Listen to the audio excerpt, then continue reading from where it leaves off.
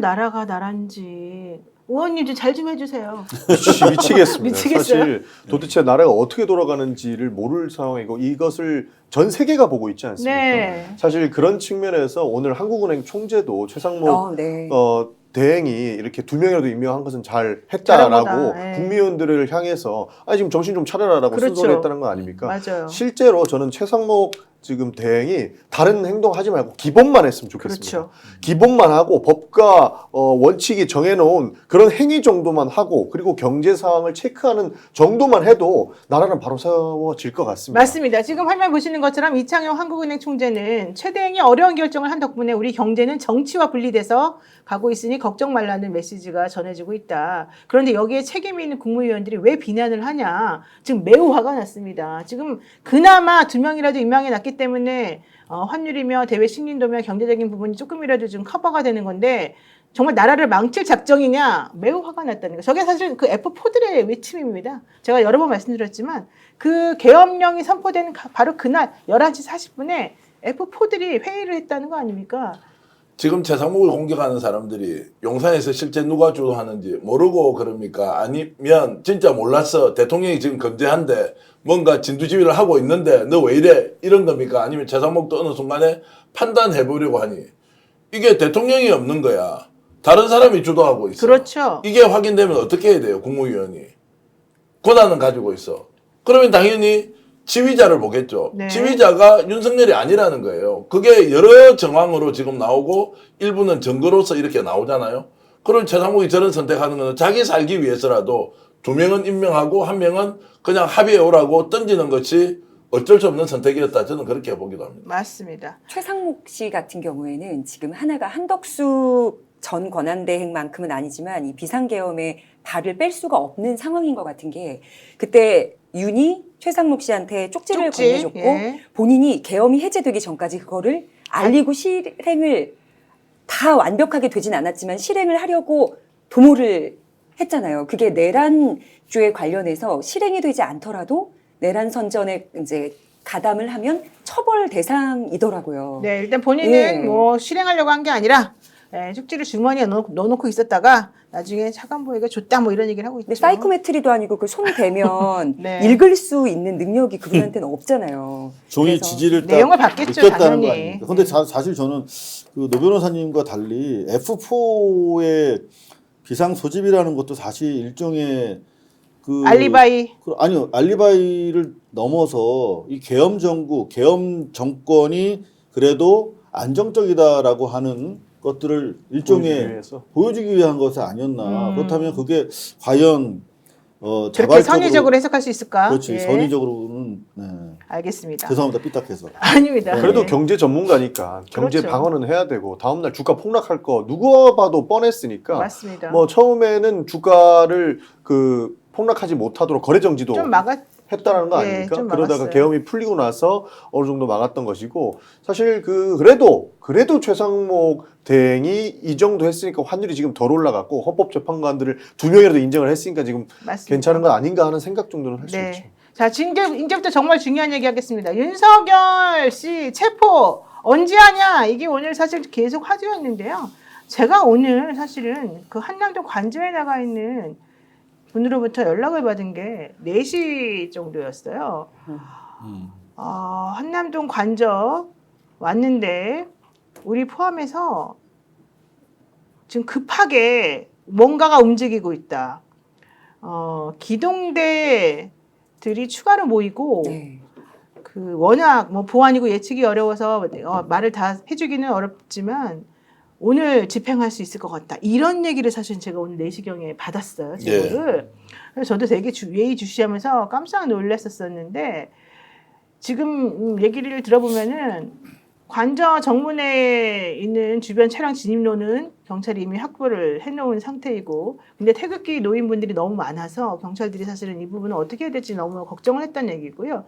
경찰 특공대장 같은 경우에 연락이 안 되고 그러고 있었다. 그래서 되게 긴박하게 상황이 좀 전개되고 있었다라고 하는 얘기를 제가 지금 오늘 들었습니다. 그런데 결국 공수처에서 오늘 얘기를 했습니다.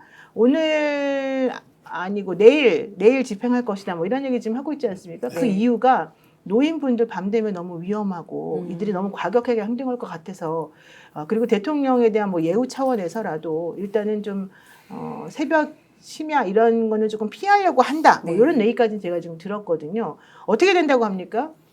그 오늘 이제 시위를 하면 시위 이제 보여주는 거 이건 데모 이런 의미가 아니고 이제 경찰이 어느 정도 위력을 과시할 것이다라고 하는 것이 이제 오후 4시까지 됐던 것 같고요. 네. 오늘 아침에도 오늘 오후에 집행할 수도 있지만 그렇죠. 실제로는 내일 아침이다. 시간까지 나와 있고 그리고 경찰을 이렇게 협조를 받으면 뭐 특공대에서 몇 명까지 이렇게 차출하기로 내부적으로 논의가 됐다는 것은 있었는데 이제 내일 아침에 아마 이제 실행이 되지 않겠습니까? 네. 야간에는 실제로 이제 할 수가 없고 말씀하신 대로 그리고 이제 오늘 이 상황에서 간다 서너시에 딱 가니까 이제 쉽게 얘기하면 이제 판세를 봐야 되지 않습니까? 판세가 보니까 이게 들어눕는 사람들의 기운이 꺾여버린 거예요. 맞아요. 더 이상 안 간다. 그리고 알고 보니까 어저께 나왔던 윤석열의 편지 그리고 김건희 움직임 거기다가 유튜버들이 다 모여서 하는 이야기가 한두 군데다가 전화한 게 아니고 수십 군데 전화를 해서 다 모였으니까 야 너 누구한테 전화 왔어? 누구? 그러니까 오더의 주체가 최초의 발언지가 누구냐? 이거 아니야. 윤석열 쪽에서 와야 되는데 다른 데서 온 거예요. 이런 것들이 급속도로 확산되면서 지금 여기에 정광훈이 있습니까? 없습니까? 없어요. 없죠. 왜 갑자기 없어졌어요? 지가 주도한다면서. 그렇죠. 지가 여기서 1000만 명 그저께 모은다고 하더라고요. 1000만 명이 아니고 지금 1000명 정도 남아 있겠나? 어디 갔어 이 사람? 안 돼요. 천명 안 돼요. 처벌받을까봐 걱정되는 것 같아요. 국가혁명의장이라면서 지금 혁명 상황이라면서 윤석열을 살려야 된다면서 왜 갑자기 이 사람이 사라져 버렸냐고요. 내일 아침에 보시고 모레 또 보시라고요. 자 이게 뭔가 이제 이상하게 돌아가는 거죠. 그래서 기세가 꺾였고 두 번째 누가 주도하는지가 알려지니 이제 국힘에서도 힘을 보태기가 어려운 어렵죠. 상황이죠. 그러면 이제 내일 아침에 들어가는데 아마 깜짝 놀랄 만한 숫자의 경찰 병력이 투입되어서 네, 그런다고 하더라고요. 초동 진압 다 될 거예요. 여기서 또 하나 더 경호처 문제 가지고 우리가 지속적으로 문제 제기를 했지만 경호처 직원들이 매우 혼란스러워 한단 말이에요. 안에서. 근데 경호처는 제가 좀 예. 정밀하게 취재하셨죠? 좀 취재를 예. 했어요. 왜냐하면 사실 지난 22년 정권 초반에 얘들이 그 경호처법 시행령을 바꾸려고 막 이렇게 추진했던 적이 있잖아요. 그때 군에 대한 그 지휘권을 갖겠다라고 네, 그때 했다가 3,000명. 당시에 그 민주당에서 적극적으로 대응을 해가지고 지휘감독이 이제 협의 정도로 해서 결국 이제 국무회의 통과가 다행스럽게 됐는데 그때부터 이미 예비적으로 김용현 경호처장은 계엄에 대해서 이미 준비를 해왔던 거죠. 만약에 그 시행령이 통과돼서 그때 한 1000명 정도 되는 그 경호 관련 군 병력에 대한 지휘권이 살아있다면 사실 내전 상황으로도 갈 수 있었던 네. 아찔한 상황인데 그때 이제 제가 취재를 하면서 경호처의 요소요소에 이제 그 커뮤니케이션 루트를 만들어 놨는데 오늘도 쭉 한번 전화를 돌려봤어요. 그랬더니 네. 두 가지 사실 보도 때문에 전화를 했거든요. 하나는 그 채널A인가 거기서 그 경호처 관계자 말을 빌어가지고 고소고발까지 하겠다 체증하고 장비까지 내려보냈다 뭐 이런 보도가 있었어요. 당장 경호처에서 사실 아니다라고 부인했지만 그러니까 영상 체증을 통해서 개별 경찰관들에 대한 고소고발을 진행하겠다. 뭐 이렇게 그렇죠. 얘기가 나왔었는데 그리고 이제 아니다. 그건 사실 아니라고 네. 경호처에서 반박 자료를 냈고 그 다음에 그 괴를 같이 하는 결국 똑같은 소스에서 나온 얘기 같은데 석동현이가 체포 가능하다라는 취지의 이제 발언을 하지 않았습니까? 근데 이게 같은 소스에서 작업을 한 것 같아요. 경호처의 현 경호처장이 이제 박종준, 네. 김용현 똘마니 아니겠습니까? 그러고 네, 경찰대 네. 이기 출신. 네. 예. 근데 그 이제 라인에서 그렇게 언론 플레이를 한 건데 그래서 이제 그 경호처의 진짜 너희들 그 직원들의 생각은 어떠냐 광범위하게 물어봤더니 딱 한마디가 그거예요. 그 사람들과 우리는 온도차가 다르다. 생각하는 온도차가 다르다. 그 사람들은 윤석열 개인을 지키겠다는 사람들인 거고 우리는 대통령 직을 경호하는 것이다. 그래서 적법한 절차에 따라서 집행을 한다는데 어떻게 우리가 막겠느냐라는 취지로 대부분 그렇게 생각을 하고 있다는 거예요. 그래서 그러니까, 예. 경호 조치가 어떻게 지켜보시는지 한번 지켜보시면 알 거다. 그래서 사실 저는 그 부분에 대해서 걱정하지 않았고 오동훈 공수처도 충분히 그 정도의 교감은 하고 있을 거다. 그러니까 지금 요점이 이거죠. 그러니까 지금 말씀하신 걸 잠깐 정리를 해보면 체포영장을 집행할 때 경호처들이 나서가지고 결사항전하듯이 항동해가지고 결국에는 물리적 충돌이 크게 일어날 수 있다 이렇게 걱정하는 말들이 사실 나왔는데 언론 플레이를 하는 거죠. 그게 아니다라는 겁니다. 그래서 오늘 국회 운영위 차원에서도 기자회견을 했습니다. 네. 박찬대 원내대표가 이례적으로 기자회견장까지 가서 경호처에 대한 기자회견을 했고 경고를 했죠. 네. 그 내용이 뭐냐면 분명히 직원들하고 간부들은 입장차가 있을 겁니다. 기자님 말씀해 주신 것처럼 직원들은 사실상 까마득한 후배들이거든요. 그렇죠. 그래서 기자회견의 핵심 내용이 뭐였냐면 경호처장, 차장, 본부장 이상의 간부들은 윤석열 대통령이 잘못된 판단으로 본인 부하 직원들 전부 다 내란 혐의로 지금 수사받고 범죄자 될 수 있는 상황을 만들었는데 네. 당신들로 판단 똑바로 못 해가지고 부하 직원, 경호처의 일반 직원들을 마치 범죄자로 만들 수 있는 상황을 만들지 마라. 우리가 지켜보겠다. 왜냐하면 국회 운영위원회에서 피감기관으로 보는 것이 대통령 경호실이거든요. 그렇죠. 그렇기 때문에 간부들과 직원의 분리가 필요한 것이고 여기에서 만약에 경찰과의 대립이나 여러 가지 상황들로 유혈 사태라도 일어나 봐요. 그 직원들 큰일 나는 겁니다. 그렇죠. 그래서 그런데 그런 걸 아주 적절하게 시의적절하게 잘 짚어주는 거예요. 네. 박찬대 맞아요. 대표 같은 경우에 그게 먹힙니다. 그러니까 지난번에 수방사나 그 특전사 같은 경우도 윗선이랑 현장 실무팀이랑 이게 온도차가 달랐기 때문에 네. 실행을 하지 않은 거 그랬죠. 아닙니까? 그러니까 마찬가지로 경호처에 대해서도 이미 온도차가 다른 와중에 그런 메시지를 강력하게 심어주면 훨씬 더 안심할 수 있는 제가 상황이죠. 전해 들은 바에 의하면 네. 대통령실 경호처장과 차장이 지금 극도로 다르네요? 대립하고 있는 상황으로 알고 있어요. 어떻게? 처장은 안 하고 싶어요. 안 맡고 싶어요. 안 맡고 싶다. 네, 그 공수처에서 우리한테 요구한 대로 들어 협조하고 네, 싶은데 공문도 받았잖아요. 자기가. 그 밑에 이제 네. 차장은 어떤 시그널을 받은 모양이죠. 만약에 이거 잘 막아서 성공하면 네가 처장이야. 이런 이야기를 들은 모양이더라고요. 그게 왜 그러냐면요. 네. 이게 사실 처장 같은 경우 한 차례 소환 조사도 받았어요. 네. 그리고 12월 3일 날 계엄 3시간 전에 서울청장이랑 경찰청장을 불러서 윤석열이 뭐 격려했다라는 거 아닙니까? 근데 네. 그거를 불러 모은 선수가 이 경호처장이야. 네. 근데 경호처장은 사실은 경찰 라인에서는 입지전적인 인물입니다. 그쵸. 그러니까 22살에 경찰대 수석 졸업하면서 졸업하고. 행시 합격한 사람이야. 그래가지고 31살인가 총경을 달았나 그래요. 여하튼 그런 사람이기 때문에 비록 자기가 진짜 계속 물 먹고 있는 와중에 경호처장, 차장 올라왔지만 그래도 머리는 있는 사람이거든요. 그래서 아마 상황 판단을 하고 더 있는 이상 것이다. 자기가 발을 담궜다가 기왕에 지금 조사받고 있는데 네. 이거는 빼박 큰일 나죠. 빠져나갈 방법이 없는 여기 거죠. 계신 분 중에 한 분이 제가 알기로 국민의힘 지역 시당위원장 출신인 걸로 알고 있거든요. 그래서 아마 그거에 또 짐을 좀 털어버리고 싶어 하는 것 같아요. 네. 그래요. 참 이 취재 경로가 다른데 대단하시기는 대단하십니다. 지금 경호처장하고 경호청 차장, 경호청 차장은 지난번에 국회 운영위에 나왔던 김성훈 차장 이 사람은 네네. 이제 원래 경호처 공무원 출신인데 퇴직을 하고 난 뒤에 이번에 발탁이 돼서 들어온 사람이고 경호처장은 박종준인데 경찰대 이기고 그렇게 이제 엘리트 경찰 요원이었는데 정말로 바깥으로 야인 생활하다가 이번에 이제 불려서 네. 김영현한테 불려서 이제 갔잖아요.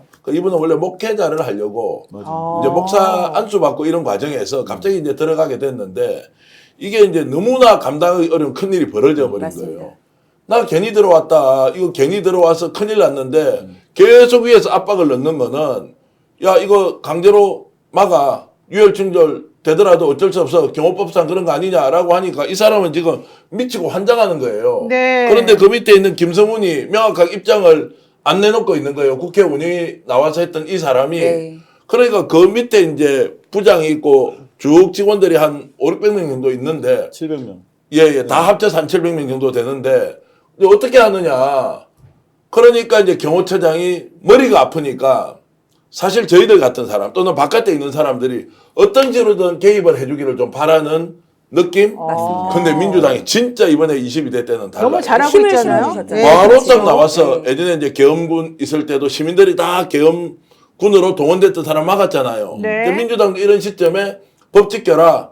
안 따라도 된다라고 하는 메시지가 이 5, 600명이 안심을 할 거 아니에요. 그 다음부터 어떻게 됩니까? 적극적으로 막으라고 못하니까 공무집행이 정상적으로 이루어질 수 있다. 이렇게 갈 수 있는 그렇군요. 그러니까 저희 거죠. 조국혁신당도 아예 네. 이분들의 실명을 논평에 다 넣어서 그래요. 그렇게 해줘야 돼요. 맞아요. 해서 조금 부담이 될 만큼 좀 느껴져야 된다고 네, 생각합니다. 미네님이 이상호 기자 진행하는 고발뉴스 구독하고 좋아요 꼭꼭 부탁드린다고 하고요. 네. 돌뱅이님이 대한민국 최고의 저널리스트 취재 대마왕 스픽스 정기현 대표 우리 깨어있는 시청자 여러분이 구독과 좋아요 많이 눌러주십시오.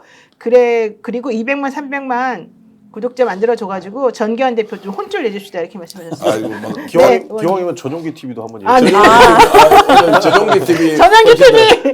제가 네, 저희들이- 마지막에 따로 좀 꼭 네, 말씀드리겠습니다. 전용기 그래야 TV가 지금 진행 중에 있습니다. 네. 저도 구독 좋아요 할게요. 감사합니다. 정의원님. 아직 콘텐츠가 많이 없는데 네. 앞으로 더 많이 양산해서 사실 시민과의 대화를 좀 이끌어 그렇습니다. 합니다. 네, 근데 저 맞습니다. 개인적으로 윤석열은 이제 끝났다는 생각이 드는 게 김홍일 그다음에 윤갑근 이렇게 선임서 제출했다고 들었거든요. 근데 석동현 씨는 선임서 제출도 안 해요. 안 한 상태에서 안 해요. 계속 헌법에 위배되는 얘기들만 하고 있고 그리고 윤갑근 씨 같은 경우는 기자들한테 논평에도 쓰긴 했지만 선임계를 제출했다고 하더라고요. 그래서 제가 PD님한테 올렸어요. 변호인 선임계는 일본 법원에 제출을 하는 양식이거든요.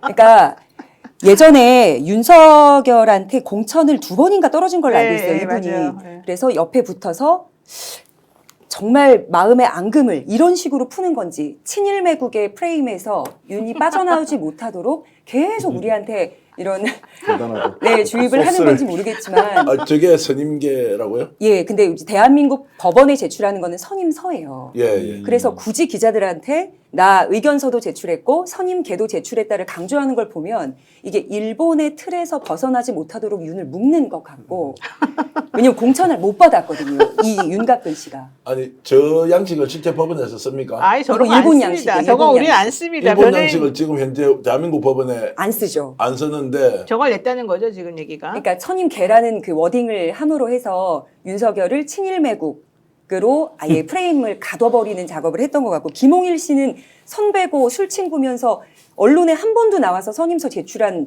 몇 안 되는 변호인인데 입장 표명이 없어요. 아이고. 그러니까 다 버린 거죠 이제. 네. 아, 예. 예. 스픽스는 말하는 언론입니다. 대세는 유튜브, 그중에서 스픽스. 좋아요, 댓글, 구독, 알림 설정. 여러분이 저희를 사랑해 주시고 우리가 여러분을 사랑하는 4가지 방법입니다.